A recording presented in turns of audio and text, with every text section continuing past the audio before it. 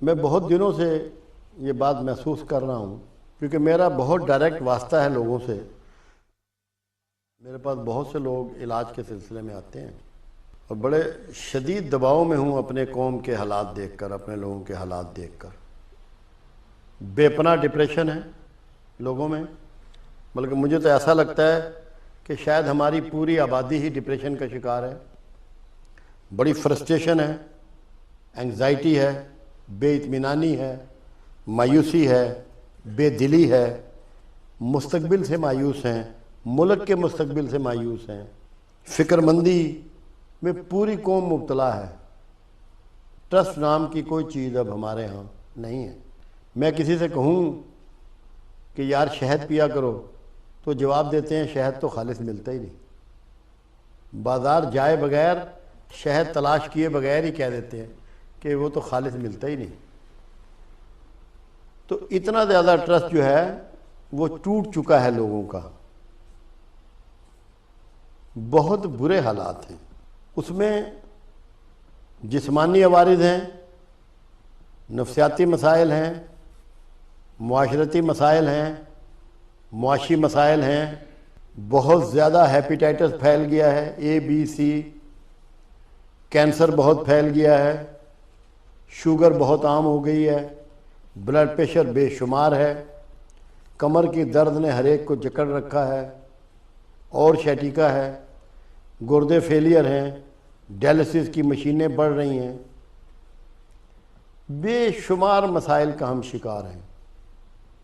میں پیچھے مڑ کے دیکھتا ہوں، 1964 تک جا کے دیکھتا ہوں، غور کرتا ہوں، مجھے یہ سب چیزیں پیچھے نظر نہیں آ رہی. جو نئے لوگ ہیں وہ تو اس بات کو شاید نہ سمجھ پائیں گے، مگر جن کے بال سفید ہیں وہ جانتے ہیں کہ میں کیا کہہ رہا ہوں.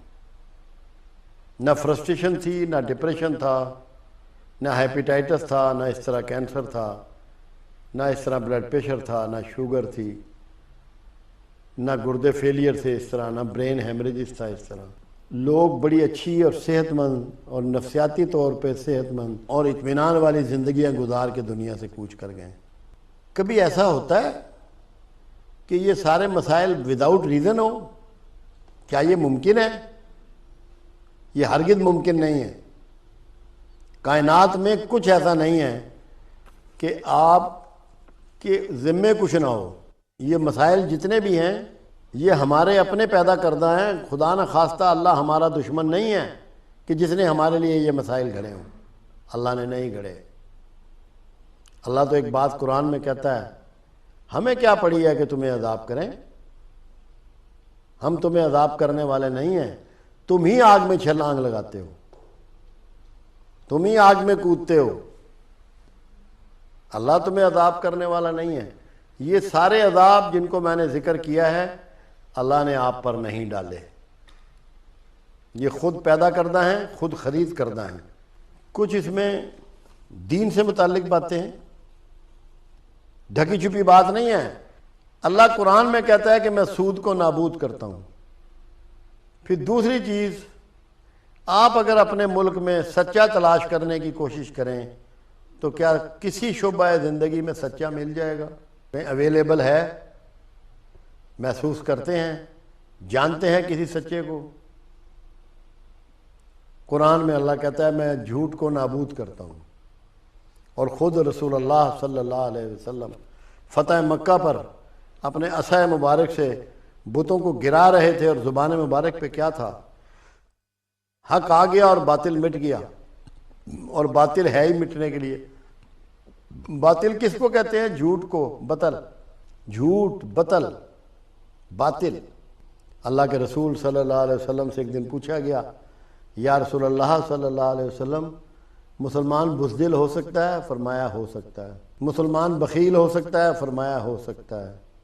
مسلمان جھوٹا ہو سکتا ہے؟ فرمایا ہرگز نہیں. تو جو جھوٹا ہے کیا وہ مسلمان ہے؟ کیا وہ اسلام پر ہے؟ جتنی نفسیاتی بیماریاں ہیں، جتنی ذہنی بیماریاں ہیں، عدم اطمینان کی ہیں، مایوسی کی ہیں، فرسٹریشن کی ہیں، انگزائٹی کی ہیں، ان کا تعلق ان دو شعبوں سے ہے کہ ہم نے سود کو بھی پکڑا ہوا ہے اور جھوٹ کو بھی پکڑا ہوا ہے. آپ جو مرضی جتن کر لیں، جب تک آپ سود اور جھوٹ کو نہیں چھوڑیں گے اور پیچھے سچائی کی طرف نہیں پلٹیں گے، اپنے آپ کو ریورس گیئر نہیں لگائیں گے، آپ کی انگزائٹی اور ڈپریشن اور فرسٹریشن اور مایوسیاں اور بددلی کبھی بھی ختم نہیں ہوگی۔ دو چیزیں آپ کو ہر حال میں چھوڑنی ہوں گی۔ جتنی مرضی دوائی کھاتے رہیں، اینٹی ڈپریشن لیتے رہیں، شیزوفرینک میڈیسن لیتے رہیں، کچھ نہیں ہونے والا جب تک کہ یہ دو بڑی اخلاقی برائیاں ترک نہیں کرتے۔ یہ ریورس لگانا ہی پڑے گا، یہ برائیاں ترک کرنی پڑیں گی، ورنہ کوئی اور راستہ بچت کا نہیں ہے۔ جتنا عرصہ چاہیں اپنے آپ کو اور دھوکے میں رکھ لیں۔ اور ایک تیسری چیز اور ہے اس کے ساتھ جڑی ہوئی ہے، وہ ہے لوگوں کو معاف کرنا۔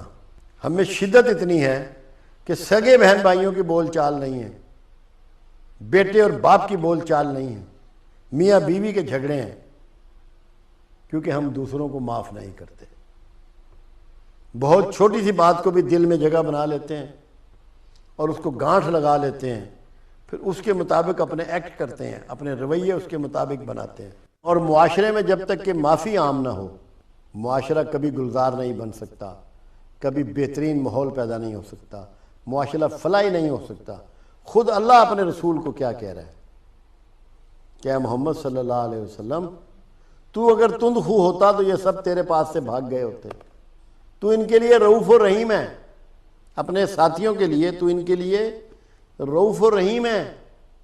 ان سے مشورے کیا کر، ان کی غلطیوں کو معاف کیا کر، اور مجھ سے بھی ان کے لیے معافی مانگا کر تاکہ میں انہیں بخش دوں۔ معافی کو وہاں مرکز بنایا گیا، معاشرے کو جوڑ کے رکھنے کے لیے، معاشرے میں عدل و انصاف کو قائم رکھنے کے لیے، لوگوں کو پراپر طریقے سے کام میں انوالو کرنے کے لیے، ان سے بہترین پروڈکشن لینے کے لیے ان کا معاف کرنا ضروری ہے۔ اللہ اگر آدم علیہ السلام کو معاف نہ کرتا تو 1,24,000 پیغمبر تھوڑی بھیجتا۔ معافی کی ابتدا خود پروردگار عالم نے کی۔ تو جب تک ہمارے ہاں سے معافی اڑ گئی ہے، ہم تو اگر آگے کی کوئی گاڑی رک گئی ہے تو ہارن مار مار کے پورے علاقے کو میں ایک شور مچا دیتے ہیں، ہم سے برداشت نہیں ہوتا۔ 6 لائنیں بنا دیتے ہیں ٹریفک کی سڑک پہ، اتنے بے چین ہیں ہم لوگ۔ یہ بھی سب معافی میں آتا ہے۔ ذرا سی کسی سے بھول ہو جائے، ذرا سی غلطی ہو جائے، وہ کہتے ہیں اس کی گردن اڑا دو، مار دو اس کو۔ شدت پیدا ہو گئی ہے۔ تو جب تک ہم معافی کو اڈاپٹ نہیں کریں گے اور معاف کرنے کی ٹریننگ نہیں ہوگی اور معاف کرنا نہیں سیکھیں گے تو کیا ہمارا معاشرہ گلزار بن جائے گا؟ کیا اس میں وہ رونقیں آ جائیں گی جو پہلے ہوا کرتی تھی؟ محلوں میں لوگ اکٹھے بیٹھا کرتے تھے، اب گھروں میں نہیں بیٹھتے۔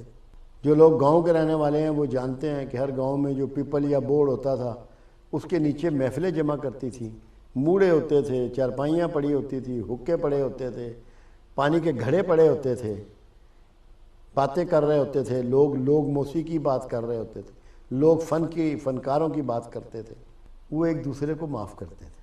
تو جب تک ہم نے جھوٹ نہ چھوڑا، سود سے جان نہ چھڑائی اور معافی کو شعار نہ بنایا، ہم کامیاب نہیں ہوں گے۔ ہماری ذلت بڑھتی چلی جائے گی، خواری بڑھتی چلی جائے گی، فرسٹریشن بڑھتی چلی جائے گی۔